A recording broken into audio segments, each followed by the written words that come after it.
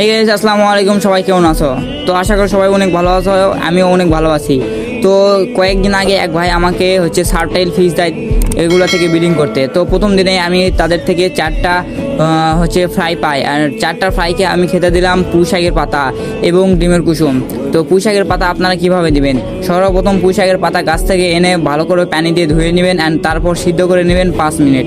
5 minute সিদ্ধ করার পর আপনারা ভালো পানিতে ঠান্ডা পানিতে আবার ডুবিয়ে রাখবেন 2 থেকে 3 মিনিট। অ্যান্ড তারপরে আপনারা ওই পুঁই শাকের পাতা ট্যাঙ্কে দিবেন, মাছেরা সাথে সাথে খেয়ে নেবে যদি তাদের সেই সময় ক্ষুধা থাকে, আর তাছাড়া পরেও খেতে পারবে, সমস্যা নাই।